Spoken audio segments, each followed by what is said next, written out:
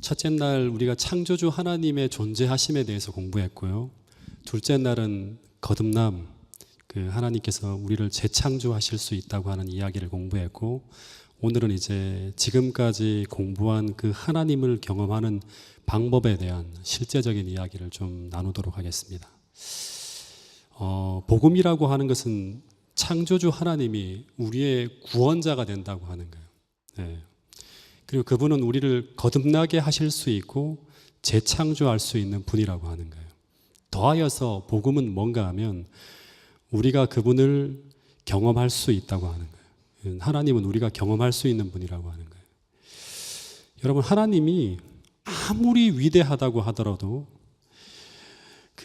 제가 아무리 하나님이 좋은 분이라고 한다 하더라도 멀리 떨어져 계신 하나님, 내가 경험하지 못하는 하나님은 우리와 아무 상관이 없는 하나님이에요.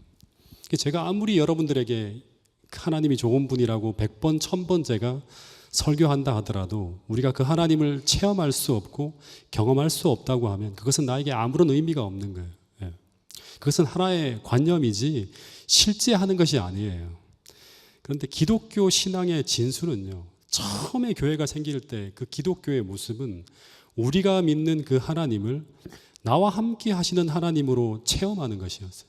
이게 굉장히 파워풀한 복음으로 처음 기독교에 전해졌다고 하는 것입니다.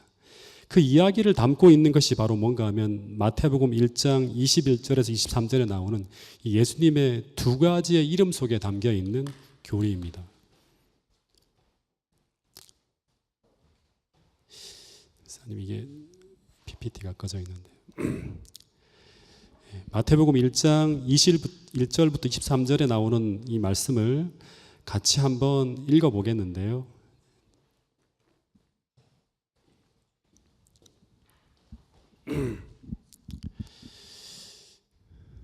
그 예수님이 이 땅에 오실 때, 여기 있습니다.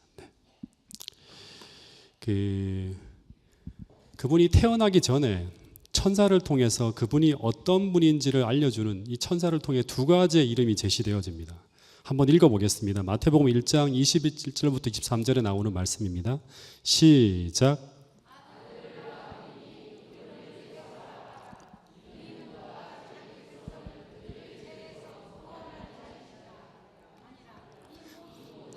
된 것은 주께서 선지자로 하신 말씀을 이루려 하심이라. 이르시되 보라, 처녀가 잉태하여 아들을 낳을 것이요 그의 이름은 임마누엘이라 하리라 하셨으니 이를 번역한즉 하나님이 우리와 함께 계시다 함이라. 그러니까 이 땅에 오시는 그 하나님이 그분이 어떤 분인지를 설명하기 위해 주어진 이름은 첫 번째 하나는 임마누엘이라고 하는 거예요. 임마누엘이라고 하는 그 이름의 뜻은 우리와 하나님이 함께 계신다고 하는 거예요. 하나님이 우리와 함께 계시다고 하는 의미인데, 이 말은 이 예수님이라고 하는 분은 우리와 함께 계시는 하나님이라고 하는 거예요. 정확하게 말하면 이 말은 우리가 믿는 그 하나님은 내가 느낄 수 있고 내가 경험할 수 있고 내가 체험할 수 있는 자리에까지 나를 위해 내려오신 하나님이라고 하는 거예요. 또 하나의 이름이 뭔가 하면 이 예수라고 하는 이름이죠. 근데 이 예수라고 하는 이름은 그분이 나의 구원자라고 하는 뜻을 가지고 있는 그런 이름이에요. 그래서 마태복음 1장 21절에 보면 이 예수라는 이름의 뜻은 바로 무엇인가 하면 그분은 어떤 분인가 하면 자기 백성을, 그분을 하나님이라고 믿고 인정하는 그 자기 백성을 저희 죄에서 구원할 자라고 하는 것입니다. 예수님은, 이 말은 어떤 말인가 하면 자기 백성을 이 고통의 세상에서 구원하기 위해 오신 분이라고 하는 이름을 가지고, 그 사명을 가지고 이 땅에 태어났다고 하는 것입니다. 그래서 기독교에서 말하는 구원의 의미는요, 이 예수 그리스도를 내 삶 속에 믿음으로 모심으로 말미암아 약속하신 구원의 능력을 경험하는 거예요. 조금 더 구체적으로 말하면 이 구원자이신 예수님께서 믿음을 통해서 우리 삶에 들어오신다고 하는데, 우리 삶에 들어오셔서 무엇을 하는가 하면 내 삶의 모든 문제를 하나님의 방법으로 해결해 나가는 것을 경험하는 것, 이것이 바로 기독교에서 말하는 구원에 대한 정확한 의미예요. 그래서 기독교는 신약 성경에 나오는 모든 책들을 다 읽어보면 철저하게 체험적인 경험을 기반으로 하고 있는 종교예요. 근데 이 구원이 정말 성경의 이야기처럼 우리가 처한 현실에서 경험되어지고 체험되어질 수 있는 것이라고 하면 이 예수라고 하는 이름은 정말로 우리에게 무엇이 될 수 있다? 복된 소식, 복음이 될 수 있는 거예요. 그런데 이 바울이라고 하는 사람은 이 구원을 경험하고 난 후에 쓴 이 로마서 1장 16절에서 이 복음을 어떻게 표현했는가 하면 이 복음은 모든 믿는 자에게 구원을 주시는 무엇이다? 하나님의 능력이라고 하는 것입니다. 이 능력이라고 하는 말은 무슨 뜻인가 하면 이 복음이 능력이라고 하는 말은 이 복음이 오늘 우리가 처한 현실에서 사용할 수 있고 경험할 수 있는 실제하는 힘이라고 하는 것입니다. 그래서 오늘 정말 중요한 문제가 무엇인가 하면 오늘 우리 신앙의 가장 중요한 문제 중에 하나는 이 2000년 전에 기록되어진 이 이야기가 2000년이 지난 오늘날 우리가 처한 현실에서도 동일하게 경험되어질 수 있는가 없는가의 문제라고 하는 것입니다. 여러분, 그래서 오늘 좀 이 이야기들을 저의 경험을 통해서 좀 많이 이야기를 할 텐데요. 근데 아마 방송을 통해서 제 설교를 많이 들어오신 분들은 제 이 이야기들을 꽤 많이 들으신 분들이 있을지 모르겠습니다. 그래서 그래도 처음 듣는 분들을 좀 생각하셔서 양해해 주시고요. 그리고 마치 처음 들으시는 것처럼 들어주시면 감사하겠습니다.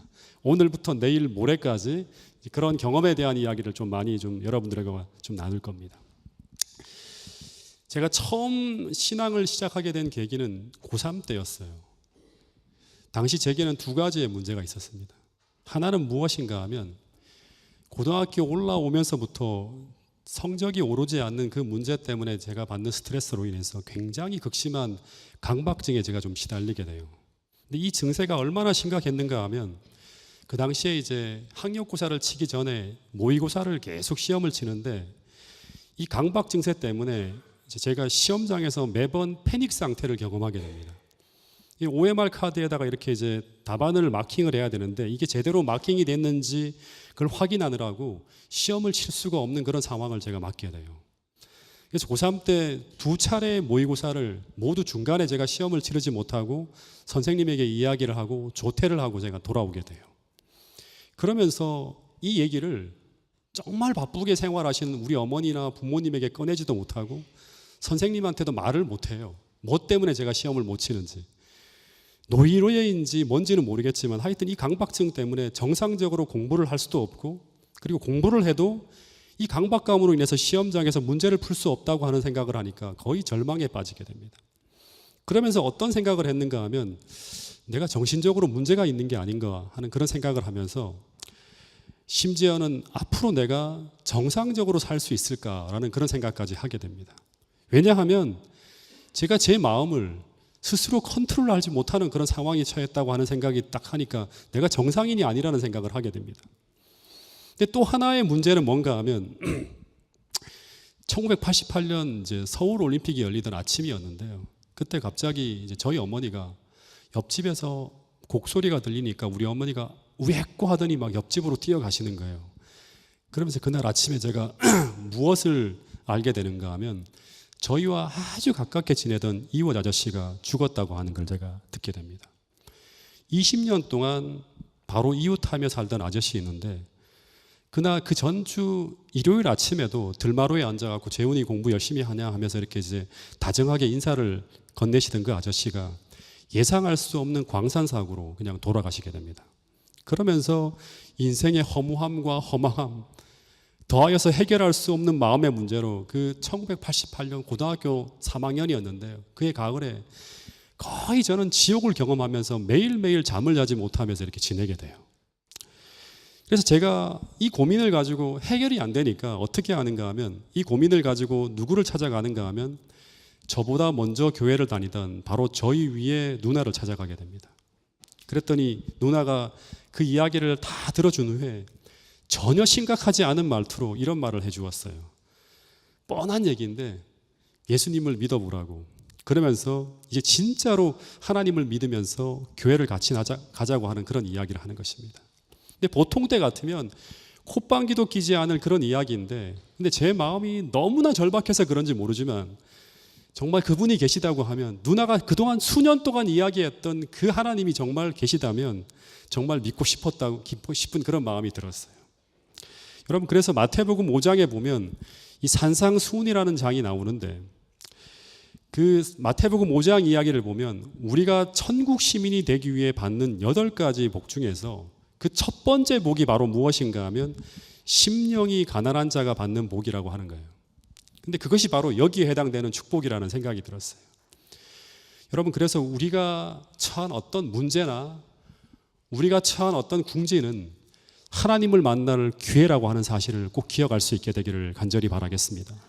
더하여서 오늘 우리가 직면한 문제 그 하나하나는 하나님께서 당신을 만날 장소로 우리를 부르고 있는 하나님의 부르심이라고 하는 사실을 꼭 확신할 수 있게 되기를 간절히 바라겠습니다. 우리는 그 어려운 문제의 현장에서 나의 구원자이신 이 예수님을 제대로 만날 수 있게 되는 것이라고 하는 것입니다. 여러분, 이사야 41장에 보면 이런 말씀이 있어요. 이 말씀을 한번 같이 읽어보겠습니다. 오늘 조금 이사야 41장 10절 말씀입니다. 같이 읽어보겠습니다. 시작.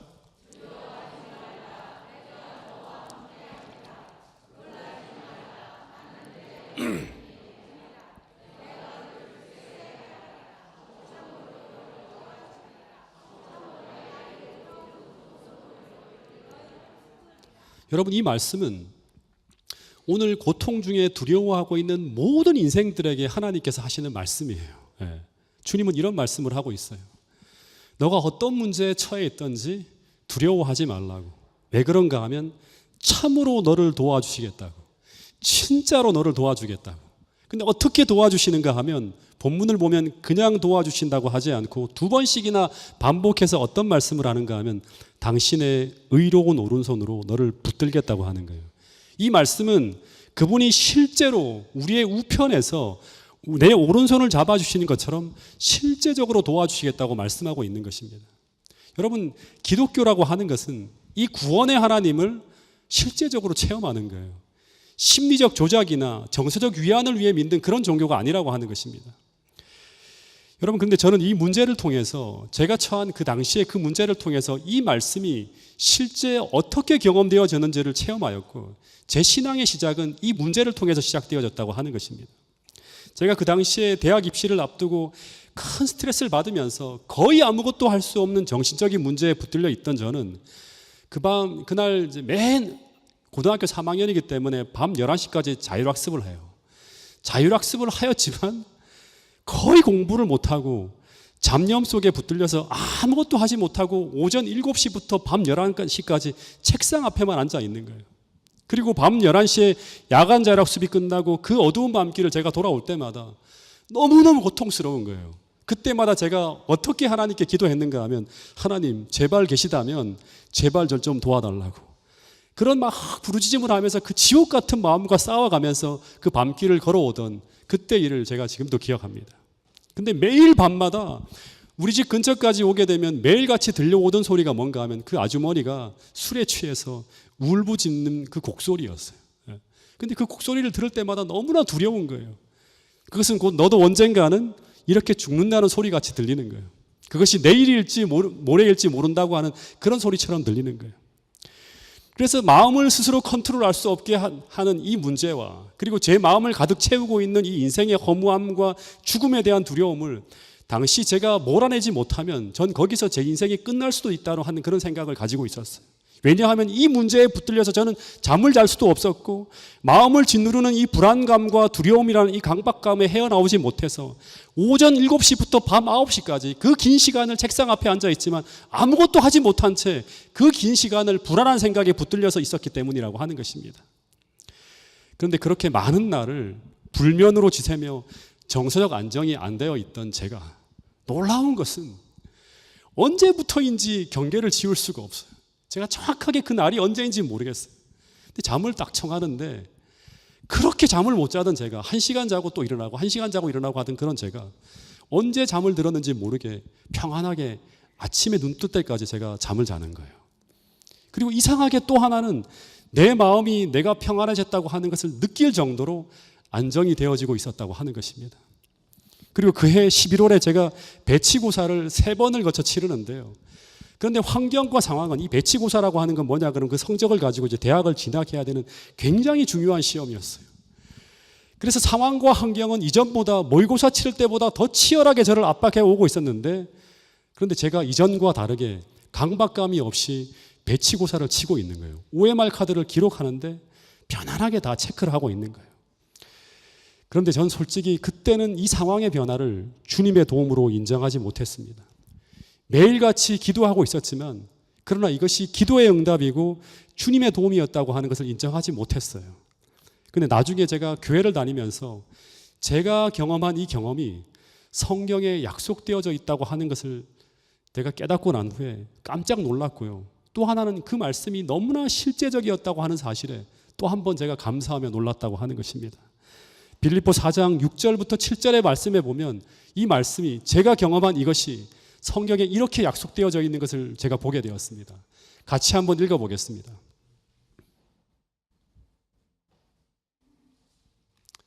자, 빌립보 4장 6절부터 7절 말씀입니다. 시작.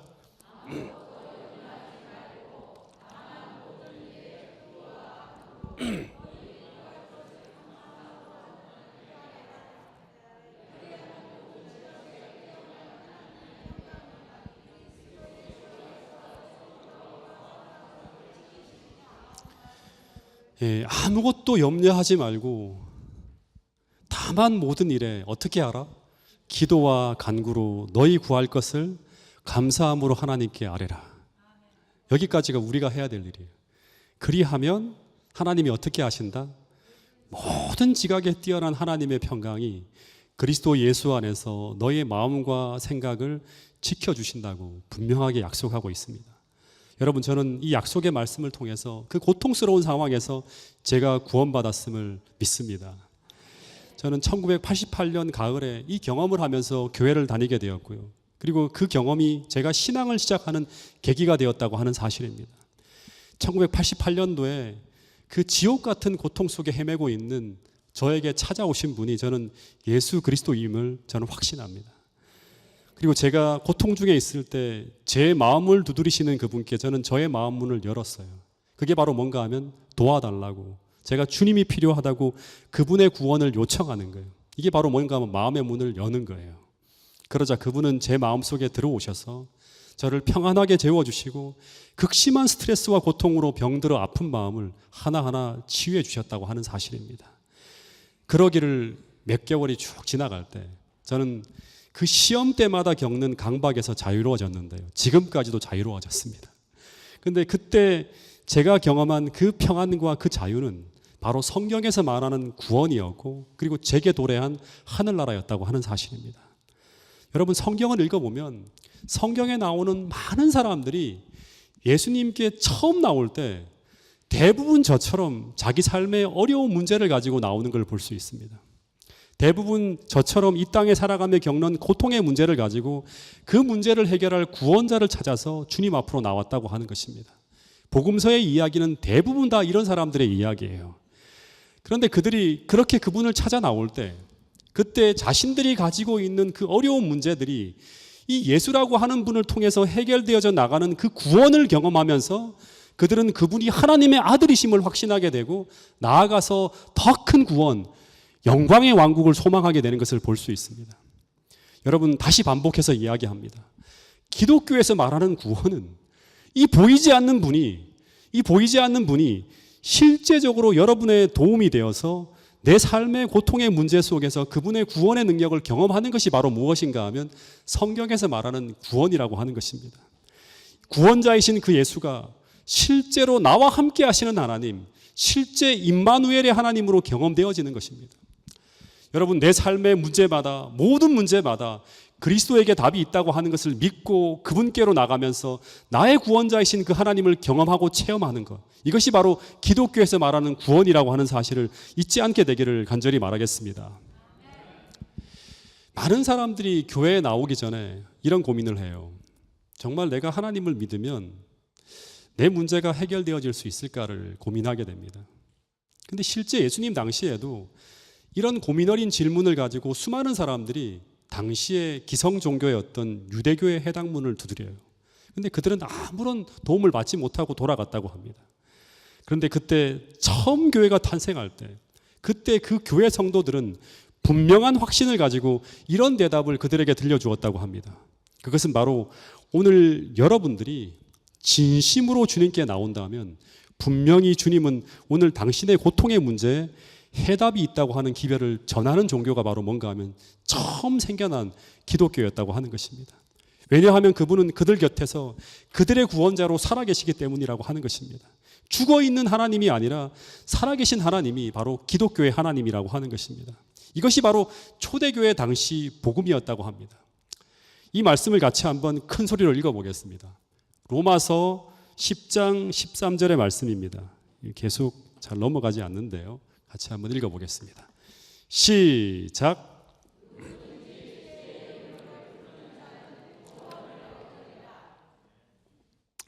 여러분, 바울은 여기 보면 누구든지라고 말하고 있어요. 그 사람이 어떤 사람이든지, 우리가 어떤 문제에 빠져 있든지, 그 사람이 자신의 구원자이신 이 예수님을 주린 심령으로 찾고 있다면 주님은 당신을 찾는 자에게 다가오셔서 그 어려움과 고통의 문제를 성경에 약속한 그 방법으로 해결해 주신다고 약속하고 있습니다. 이것을 경험하는 것이 바로 구원이라고 하는 것입니다. 이 구원을 경험함으로 말미암아 우리는 보이지 않는 주님을 만나게 된다고 성경은 이야기하고 있습니다. 여러분, 여기서 사도행전이 시작되어졌고 여기서 처음 교회가 탄생했다고 성경은 이야기하고 있어요. 여러분, 혹시 이 자리에 앉아 있는 분들 중에도 어려움과 고통의 문제와 마음의 문제가 있는 분이 혹시 있을지 모르겠습니다. 혹은 변화되어지고 싶은 죄악의 고통스러운 문제가 있는 분도 혹시 이 자리에 있을지 모르겠습니다. 그렇다면 오늘 이 순간 그 문제를 가지고 여러분의 구원자를 꼭 찾게 되기를 간절히 바라겠습니다. 그리고 그 문제를 통해서 성경의 수많은 사람들이 경험했던 그분, 여러분의 구원자이신 예수 그리스도를 개인적으로 만나는 축복을 오늘 이 저녁 꼭 누릴 수 있게 되기를 간절히 바라겠습니다. 고린도전서 4장 20절에 보면 하나님의 나라는 말에 있지 아니하고 어디에 있다? 구원의 능력에 있다고 분명히 약속하고 있습니다. 제가 고3 때 제 마음의 문제로 인해서 예수님을 처음 믿게 되었고, 그리고 2년 동안 제가 침례 준비를 한 후에 대학 1학년 때 이 겨울 방학 때 이제 처음으로 이제 침례를 받게 되고, 그리고 난 후에 채 1년도 안 됐을 때 제가 경험한 이야기를 좀 여러분들에게 말씀을 드릴 텐데요. 이때 제 신앙의 또 한 번의 전환점을 이루는 계기가 되는 하나님의 구원을 경험하게 돼요. 저는 당시에 아마 어저께 제가 뵀는데 그 박진선 집사님이 제가 오래전에 다니던 의정부 교회를 이제 함께 다녔는데, 제가 그때 이제 대학 1학년 때 의정부 교회를 제가 다니고 있었어요. 그때 담임 목사님이 윤건식 목사님이셨는데, 그때 목사님이 그날 그 전주에 어떤 설교를 하셨는가 하면 정직에 대한 것을 강조하시는 듯한 설교를 쭉 하셨어요. 근데 그 설교를 듣는데 갑자기 제 양심에 탁 걸리는 게 있는 거예요. 그게 바로 뭔가 하면, 그러면 이 정직하게 살아야 된다고 하면, 철저하게 정직하게 살아야 된다고 하면 시험을 칠 때 당시에 만연하고 있던 이 컨닝을 하는 것이 죄라고 하는 것이 제 양심에 막 찔려오는 거예요. 근데 제가 1990년 당시에 제가 다니던 학교 분위기를 좀 소개하면, 시험 치는 기간이 되면 그 시험 치는 기간이 마치 컨닝 페이퍼를 작성하는 기간처럼 보이는 그런 시대였어요. 그래서 학생들은 이제 시험 기간이 되면 다들 어떻게 하는가 하면 도서관에 가서 이제 공부를 하면서도요, 이제 애우는 분량이 많기 때문에 중요한 것을 손바닥에다가 이렇게 이제 메모를 하든가 아니면 페이퍼에다가 막 써요, 종이로. 그러다가도 그게 모자라면 어떻게 되는가 하면 시험 치는 그 강의실에다가 책상에다가도 이렇게 이제 자기가 필요한 것들을 메모해 놓고, 그것도 안 되면 이제 벽에다까지 이렇게 쭉 메모를 해놔요. 왜냐하면 당시 대학이 한 학기 내내 이제 시국 자체가 공부를 할 수 있는 그런 상황이 아니고, 데모만 하던 그런 시대라서 시험 기간 그 많은 범위를 다 공부할 수가 없는 거예요. 그래서 교수님께서 적당하게 컨닝을 하는 것을 또 봐주는 그런 시대였어요. 다시 말해서 컨닝을 하는 것이 양심에 거리끼는 것이 아니라 어쩌면 낭만으로 통하던 시대가 이제 제가 다니던 그 시대였어요. 근데 그런 시절에 제가 컨닝을 안 하면 누구만 손해를 보는가 하면 저 혼자 손해를 보는 거예요. 그래서 저는 이 문제를 좀 고민을 했는데 이제 하나 좀 신경이 쓰이는 게 뭐였는가 하면 당시 저희 집 형편이 어려워서 제가 대학 등록금은 형님이 보내주시는 등록금으로 이제 학교를 다니고 있었는데 나머지 생활비는 제가 이제 장학금을 받아서 해결을 해야 돼요. 그래서 형편이 어렵기 때문에 일단은 성적 장학금은 한 번도 그 당시까지 못 받았는데 7등까지 주는 이제 근로장학금이 있어요. 한 30만 원 정도 받는데 이 돈을 가지고 제가 한 학기 정도 편하게 살 수 있는 어떤 그런 이제 도움을 받을 수 있는 그런 자금이었어요. 그래서 이 근로장학금을 놓치게 되면 그 제 생활 자체가 한 학기 동안 굉장히 힘들어지게 됩니다. 그래서 아르바이트를 아주 좀 심하게 해야 되고 그래도 안 되면 형님 누나들에게 이제 용돈 좀 달라고 손을 별내야 되는 그런 어려운 형편이었어요. 그래서 그런 상황에서 제가 이제 컨닝을 포기하는 것은 세상적으로 볼 때는 굉장히 어리석은 것처럼 보이는 거예요. 근데 반대로 신앙적으로 볼 때는 컨닝을 하는 것은 뭐다? 죄라고 하는 것이죠. 양심이 불편한 거예요. 근데 이런 갈등 속에서 문득 어떤 생각이 들었는가 하면 그 목사님의 설교가 하루 종일 머릿속에 떠나지 않는 거예요. 그래서 어떤 생각을 했는가 하면 내가 교회를 다니는데도 왜 이렇게 살지? 하는 거예요. 네. 내가 정말 하나님을 믿는 게 맞는가? 그러면서 이제 정말 한번 하나님이 말씀해 주신 이 방법으로 한번 선택해서 이 약속의 말씀을 의지해서 한번 살아보자고 하는 그런 생각이 계속 드는 거예요. 왜냐하면 이 양심을 건드는 이 문제를 피하고는 참된 신앙생활이 어렵다고 하는 것이 제 머릿속에서 깨닫게 된 어떤 하나의 어떤 그런 생각이었어요. 그래서 처음으로 침례를 받고 난 후에 이 문제를 하나님께 맡기고 정직하게 한번 살아보자고 하면서 컨닝을 안 하고 시험을 치기로 제가 결심을 하게 됩니다. 여러분, 그런데 만약 제가 이 결심을 하지 않았다면, 이 결심이 없었다면 아마 오늘의 저는 없었을 것이라고 하는 생각이 들어요. 여러분, 그래서 하나님을 경험하기 위해서 우리는 약속하신 말씀의 다이빙 때, 제가 어저께 말씀을 드렸죠. 하나님께서 약속하신 그 말씀의 다이빙 때로 올라가서 하나님께 나의 문제를 맡기고 그 아래로 몸을 던져보는 이 신앙의 모험을 감행하는 것은 실지 않은 하나님을 경험하기 위해서 우리가 반드시 올라서야 될 가장 중요한 것이라고 하는 사실을 꼭 기억할 수 있게 되기를 간절히 바라겠습니다. 그리고 시험 기간 혹시나 제가 또다시 시험을 치다가 마음이 흔들려서 컨닝의 유혹에 들까봐 제가 같은 과 학생들에게 먼저 공표를 했습니다. 나는 이제 하나님을 신실히 믿기로 선택을 했고 그래서 컨닝을 안 하기로 했다고. 그러면서 스스로 가장 맨 앞자리에 가서 앉았어요. 예. 그리고 학생들도 계속 제가 올 때마다 그 앞에서 앉아서 시험을 보라고 하면서 저를 도와주더라고요. 여러분, 근데 이것이 굉장히 중요한데 적당히 컨닝을 안 하는 것이 아니라 정말 참되게 하나님을 경험하려면 전적으로 맡기고 철저하게 순종을 해야 됩니다. 그래야지만 그 결과가 하나님이 주신 결과라고 하는 것을 우리는 믿을 수 있고 확인할 수 있습니다. 그리고 제가 시험을 치기 전에 기도를 진짜 많이 했어요.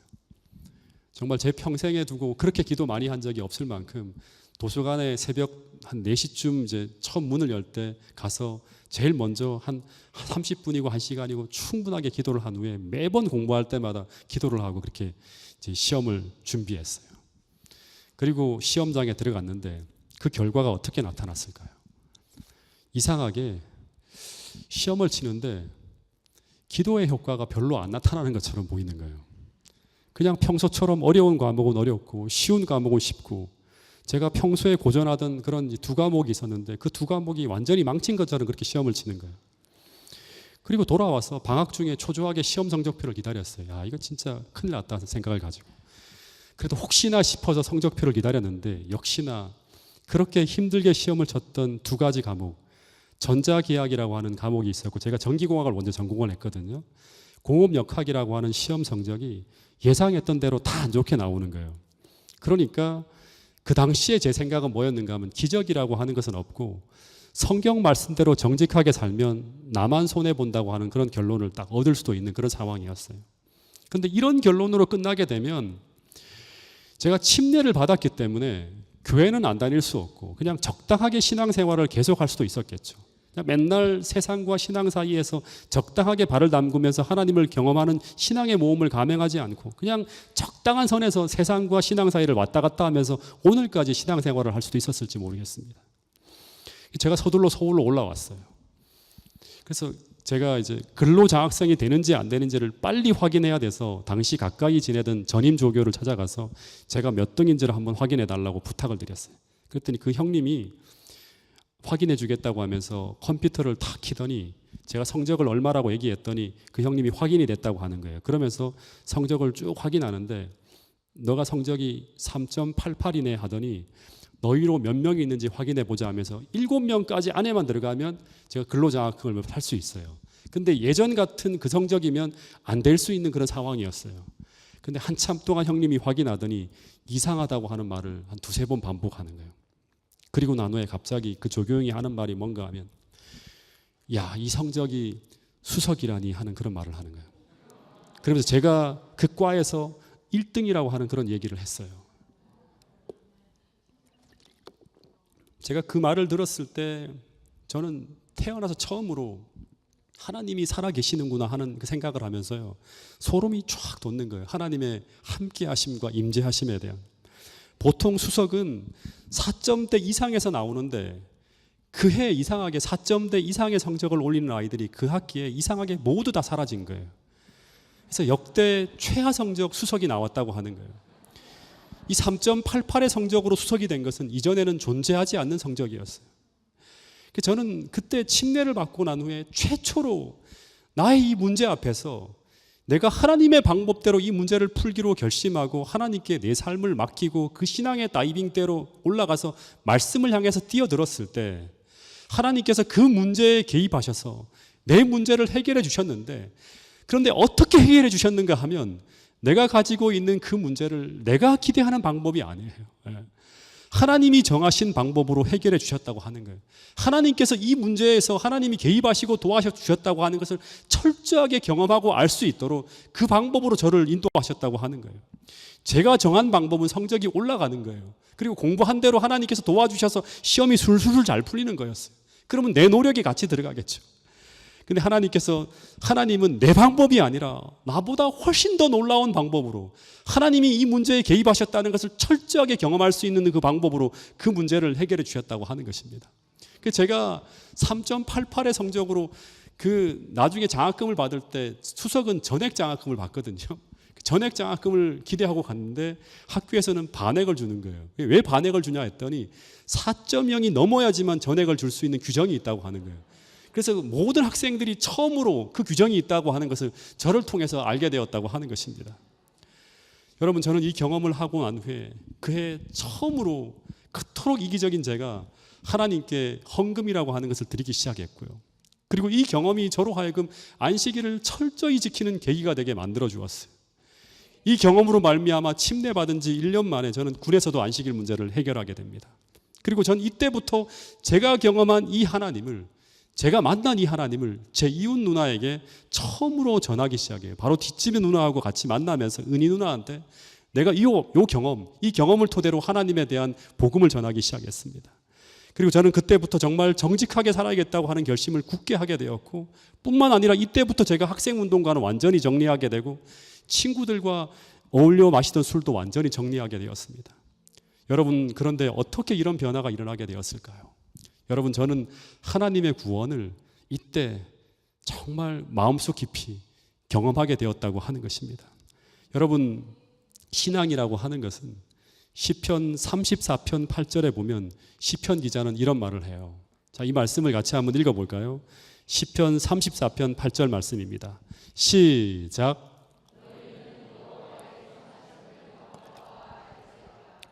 하나님께서 얼마나 선한 분인지 그것을 직접 경험으로 맛보아 하려고 하는 거예요. 이게 얼마나 행복한 삶인지를 경험하라고 하는 거예요.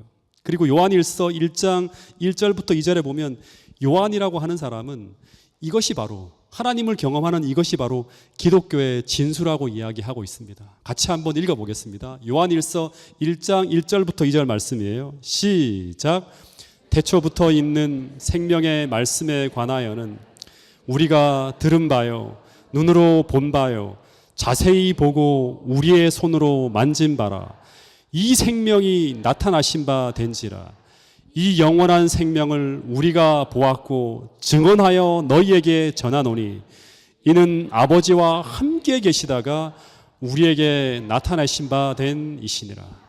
이 태초부터 있는 생명의 말씀에 관하여는, 이 하나님에 관하여는 어떻게 한 것이다? 우리가 들었고 눈으로 보았고 자세히 우리 손으로 만진 바 된 것이라고 하는 거예요. 여러분, 오늘 우리가 구원받은 자라고 하는 것은 오늘 내가 나의 고통의 문제 앞에서 하나님의 방법으로 나의 문제를 해결하는 것 가운데 그 하나님의 구원을 경험하고 있는 사람을 바로 누구라고 하는가 하면 최초의 기독교인이고 하나님의 구원을 경험한 사람이라고 하는 것입니다.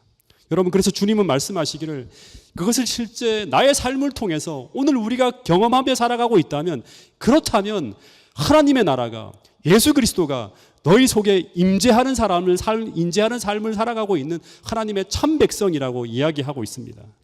마태복음 12장 28절 말씀도 같이 한번 읽어보겠습니다.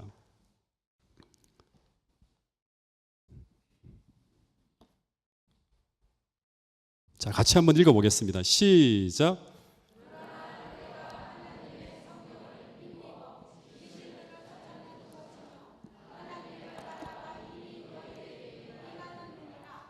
예, 그러나 내가 하나님의 성령을 힘입어, 이 말은 하나님의 능력으로 해요. 하나님의 능력으로 귀신을 쫓아내는 것이면이라고 하는 말은 내 고통의 문제를 해결할 수 있다면, 이 방법을 알고 있다면, 이것을 경험하고 있다면 하나님의 나라가, 주님이 계시는 그 하나님의 나라가 이미 너의 삶에 어떻게 되었다?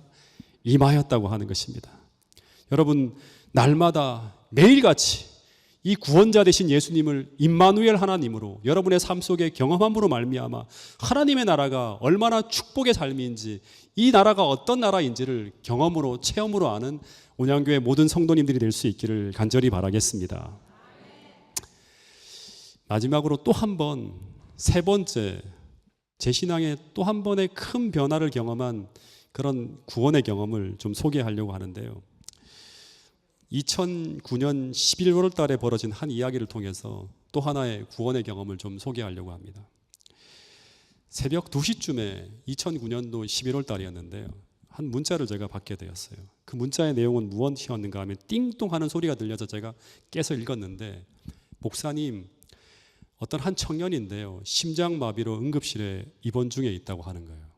근데 급하다고 하는 이야기를 하면서, 그런데 아직 호흡은 살아 있습니다. 목사님, 기도 부탁드립니다라는 문자가 날아왔어요. 근데 제가 이제 이 문자를 받은 이 청년은 어떤 사람인가 하면 제가 구도자로서 정말 사랑하면서 오랫동안 성경을 가르쳤던 분의 아들이었어요.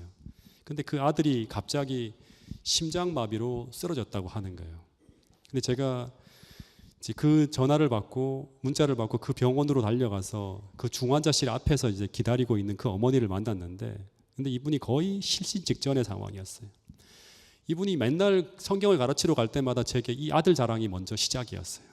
이 아들이 어떤 아들이었는가 하면, 이 아들이 당시 대학 졸업을 앞두고 있었고 당시 좋은 회사에 취직까지 해놓은 정말 이 엄마의 희망과 같은 그런 아들이었어요. 제가 두 번째 임지가 동작중앙교회였는데 그 바로 앞에 중앙대학교라고 하는 대학이 있어요. 근데 이 학교를 이 아들이 4학년째 재학 중이었는데, 제가 원당이라고 하는 일산 쪽에서 이제 목회를 했는데, 그 아들이 거기서부터 이 중앙대학교까지 자전거로 한 50km 넘는 거리인데 왔다 왕복 정도로 할 정도로 그렇게 건강한 아이였어요. 그리고 키도 한 1m 90이 넘고 정말 이 연예인 뺨칠 정도로 잘생긴 그런 아들이었어요. 그리고 외국에서 오랫동안 유학까지 해온 정말 영어도 잘하는 그런 아주 훌륭한 재원이었습니다. 근데 이 아들이 그날 저녁에 엄마랑 같이 저녁을 먹고 쉬다가 공부한다고 방에 들어갔다가 갑자기 쓰러졌는데, 엄마가 처음에는 쿵쾅하리 넘어졌는데 그 아들이 이제 심장마비로 넘어진 줄 모르고 그냥 장난으로 넘어진 줄 알고 장난치다가 서둘지 않고 있다가 아이가 계속 숨을 못 쉬면서 퍼덕퍼덕 거리니까 방 안으로 뛰어 들어가요. 근데 알고 딱 보니까 아이의 심장이 멎었고 눈이 좀 이상하고 의식이 사라진 거예요. 그래서 엄마가 급하게 119를 불렀는데 집에서 구급대원들에 의해서 들것에 실려갈 무렵 이 엄마가 나중에 저한테 한 이야기는 뭔가 하면 호흡과 심장이 오랫동안 멈춰 있으면 사람의 얼굴색이 이렇게 죽은 사람처럼 변해간대요. 파란색 잉크가 풀어지듯이 시퍼렇게 변해가는 걸 봤다고 하는 거예요. 여러분, 사람의 뇌는 3분 동안만 이제 산소 공급이 안 되면 뇌세포가 파괴되어집니다. 예. 예. 그래서 정말 제가 이 아이가 나중에 하나님의 도움으로 구원받았다는 걸 확인하기 위해서 제가 자료를 좀 찾아봤어요. 제가 이제 아무래도 공대생이다 보니까 이게 진짜 하나님의 도움이신지 그거를 좀 확인할 필요가 있어갖고 제가 자료를 다 찾아봤는데 이게 2012년도 SBS 뉴스에서 보도된 내용인데요. 심장마비는 응급실까지 가서 살아날 확률은 3%밖에 안 된다고 하는 거예요. 그러니까 응급실 가기 전에 깨어나야 돼요. 그리고 응급실에 들어가게 되면 뇌 회복은 살아날 확률은 100명 중에 3명 정도가 살아나고 뇌가 완전히 회복되어지는 것은 0.9%라고 하는 거예요. 거의 대부분 뇌가 다 망가져요. 응급실에 들어갈 때까지 회복이 안 되면. 그리고 이 데이터는 응급실에 들어가기 전까지 멈춰진 심장이 돌아오지 못하면 거의 대부분이 죽거나 100명 중에 3명 정도가 생존하기도 하는데 근데 생존하더라도 0.9%가 뇌가 회복된다고 하니까 99%는 뇌 손상이 심각하게 되는 거예요. 그래서 뇌출혈이나 뇌경색이 아니라 심장마비는 반드시 응급실까지 가기 전에 심장이 돌아와야지만 정상으로 회복될 가능성이 있다고 하는 거예요. 통상 여기 보면 그 심정지 상황에서 4분 정도가 지나면요, 여기 보면 뇌 손상이 오고요. 10분 이상이 경과하면 뇌 손상이 심각하게 되거나 거의 대부분 뇌사 상태로 간다고 합니다. 그리고 이 다음 그래프도 보면 심정지 상황에서 1분 만에 심폐소생술로 다시 돌아오면 이제 이 회복된 이 심장이 돌아오게 되면 거의가 살아나지만 여기도 보면 4분 정도가 지나가면 급격하게 생존율이 떨어져요. 그리고 10분 이상 지나가면 거의 대부분이 뇌사 상태로 가는 거예요. 근데 이 친구는 구급대원들에 의해서 고양시에 있는 그 명지병원에 있는 응급실에 가기 전까지 깨어나지 못해요. 그리고 이 친구가 호흡이 되살아날 때까지 걸린 시간이 이제 의사가 체크하는데 대략 25분 이상이 지나갔다고 하는 거예요. 예. 그러니까 25분 동안 심장이 멈춰 있었고 뇌는 산소 공급이 안 되어서 계속 뇌세포는 죽어가고 있었다고 하는 것이죠. 예. 그러니까 이 친구가 거기서 깨어난다 하더라도 거의 이제 뇌사로 가거나 아니면 거의 뭐 정상으로 돌아오는 건 불가능한 거예요. 그래서 일단 응급실 의사들이 심폐소생술로 인해서 호흡과 심장을 다시 살려놓았지만 그 친구를 중환자실로 보내면서 그 엄마에게 말하기를 이런 얘기를 했다고 합니다. 지금 뇌 손상이 굉장히 심각한 수준이고 그렇기 때문에 하루나 이틀이 생명의 고비라고. 예. 다시 말하면 다시금 이게 돌아온다 하더라도 회복될 확률이 굉장히 적다는 거예요. 예. 그러면서 의사가 말하기를 혹시나 또다시 심장마비가 온다든가 뇌발작이 일어난다면 마음의 준비를 하라고 하는 거예요. 예. 회복되기도 어려울 수 있다고 하는 거예요. 근데 만약에 이 친구가 잘 견뎌내서 다시 깨어나면 최악의 상황은 식물인간, 잘해야지만 반신불수나 언어장애나 지능이나 판단력이 현저히 떨어지는 이전과 다른 아들의 모습으로 만나게 될 것이라고 하는 그런 이야기를 했어요. 근데 이분이 뭐라고 하는가 하면 이 아이의 생명이라도 다시 살려달라고, 이렇게 이 아이를 보낼 수 없다고 하면서 통곡하면서 울었다고 하는 거예요. 근데 제가 이 전화를 처음 받고 교회 차를 몰고 막 달려갈 때 그때 전도사로서 갓 지나고 인준을 받은 그런 때여서 이런 분을 만나서는 어떤 말씀을 해야 될지, 이런 분을 어떻게 위로를 해야 될지, 이 상황에서는 어떻게 해야 될지 도대체 고민이 되는 거예요. 2년 이상을 이분을 성경을 가르쳤지만 이때 필요한 말이 무엇인지 도대체 생각이 안 나는 거예요. 막 달려가는데, 그러면서 막 달려가면서 기도를 했어요. 하나님, 이분을 만나서 제가 어떤 말을 해야 될까요? 하면서 명지대 엘리베이터를 탈 때까지도 떠오르지 않아서 막 마음이 막 힘들었는데 그때 엘리베이터를 탁 탈 때 갑자기 떠오른 말씀이 뭔가 하면 로마서 4장 17절에 있는 말씀이에요. 이 말씀은 어떤 말씀인가 하면 바로 아브라함이 믿은 바 그 하나님이에요. 우리의 믿음의 조상이신 아브라함이 믿은 바 그 하나님은 어떤 하나님인가 하면 죽은 자를 살리실 수 있는 하나님이에요. 없는 것을 있는 것처럼 부르실 수 있는 창조주 하나님이라고 하는 거예요. 예. 그래서 제가 이 절망스러운 상황에서 한참을 그분과 함께 막 울면서 막 거의 실신 상태에서 막 패닉 상태에 있는 그분하고 같이 1시간 가까이 계속 있다가 돌아오기 전에 제가 그분의 손을 딱 붙잡고 제발 믿음을 가지시라. 이 지금까지 공부한 그 모든 이야기를 총동원해서 이때를 위해 필요한 하나님을 한번 떠올려 보라고 하면서 막 신앙을 가져보라고 막 하면서 제가 거의 실신 상태로 감정을 주체하지 못하고 우는 그분의 손을 잡고 함께 울면서 기도했어요. 그러면서 막 소리를 지르면서 기도했는데 이때 로마서 4장 17절의 이 말씀을 간절히 의지하면서 기도했어요. 그의 믿음 바 하나님은 죽은 자를 살리실 수 있는 하나님이고 없는 것을 있는 것처럼 부르실 수 있는 그 하나님이라고 하는 거예요. 이때 이분에게 필요한 그 하나님은 그 어떤 다른 하나님이 아니라 아브라함이 믿은 바로 그 하나님이었어요. 죽은 자를 살리실 수 있는 하나님이고 없는 것을 있는 것처럼 무에서 유를 창조할 수 있는 그 하나님, 그 하나님께서 살아계시다면 이 순간 나타나 달라고. 20분 이상 심폐기능 정지로 죽어버린 내 세포는 인간의 능력으로는 치유가 불가능한 상태였다고 하는 것을 우리는 알지만 지금이 바로 성경에서 말하는 그 하나님이 나타나셔서 그 불가능한 상황을 다시금 되돌릴 수 있는 하나님으로 나타나 달라고 기도했어요. 성경에 보면 이런 이야기들이 많잖아요.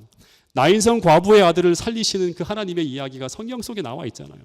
그 예수님께서 정말 살아계신다면, 정말 우리의 구원자가 되신다면 오늘 동일하게 역사하셔서 이 불쌍한 여인의 아들을 회복시켜 주시기를 간절히 기도했어요. 그리고 돌아오는데 이 기도가 어떻게 응답받을지를 몰랐어요.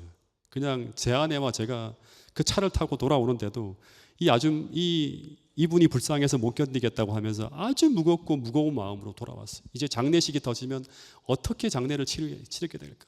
이분을 어떻게 위로할 수 있을까? 그러면서도 계속 새벽 기도의 시간 기도하고요. 화요일, 금요일 모든 교우들에게 다 기도해 달라고 하면서 계속 기도했어요. 지금도 기억나는 그 영광스러운 날이 밝았는데요. 2009년 11월 달이었어요. 고향 중앙교회에서 벌어지고 있었던 그 당시에 이상구 박사님 초청으로 해서 그 고향 중앙교회가 준공을 하고 덕양교회, 일산교회 그리고 원당교회 세 교회 연합으로 이제 전도회를 하는 중에 갑자기 전화가 걸려온 거예요.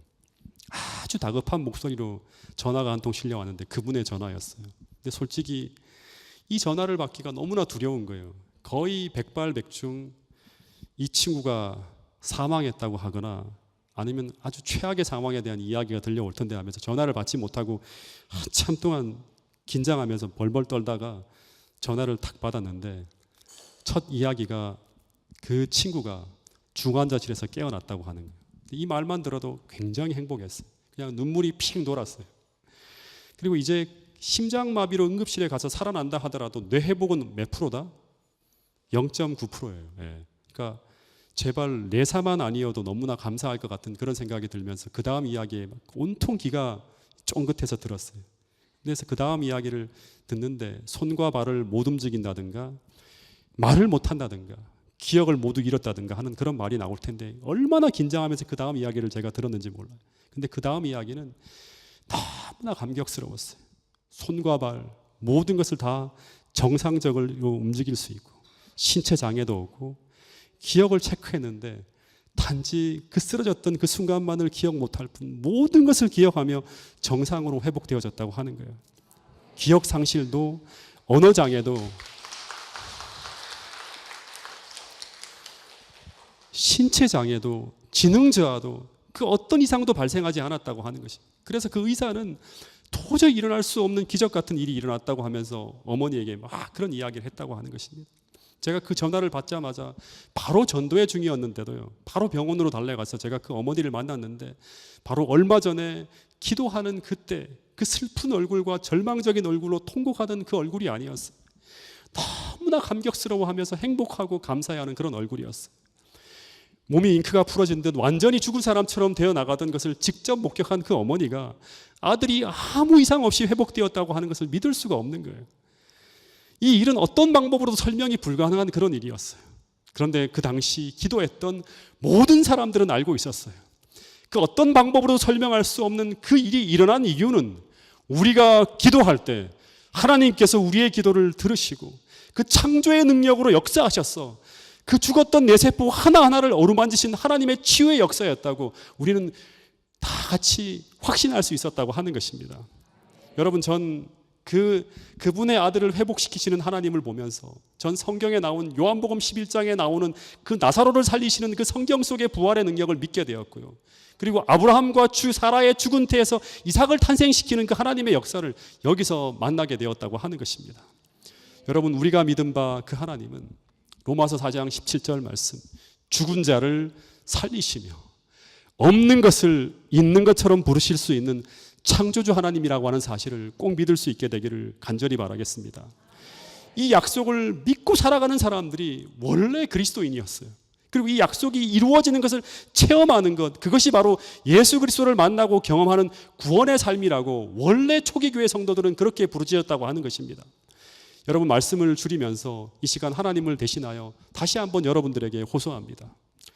여러분, 오늘 여러분의 삶 속에 어떤 고통의 문제가 있다면 그 문제는 여러분이 여러분의 구원자이시는 예수님을 만날 수 있는 기회라고 하는 사실을 꼭 기억할 수 있게 되기를 간절히 바라겠습니다. 그 문제를 가지고 여러분의 구원자 되신 주님 앞으로 나가서 이 기독교에서 말하는 참된 구원을 꼭 경험할 수 있게 되기를 간절히 바라겠습니다. 왜냐하면 우리가 믿는 하나님은 죽은 자를 살리시며 없는 것을 있는 것처럼 부르실 수 있는 창조주 하나님이시기 때문이라고 하는 것입니다. 그분은 지금도 살아계셔서 우리를 구원하실 수 있는 우리의 구원자 되심을 꼭 믿게 되기를 간절히 바라겠습니다. 그 예수님은 우리와 함께 계시는 하나님이 되시기 위하여 이 땅에 오신 임마누엘 하나님이라고 합니다.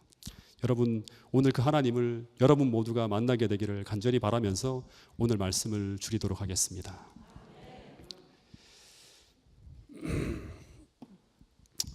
하늘 아버지, 오늘 이 시간 또다시 주님을 대신해서 예수님께서 우리에게 어떤 하나님이신지, 얼마나 좋은 분이신지 다시 한번 소개할 수 있는 복음 이야기를 전할 수 있도록 도와주셔서 감사합니다.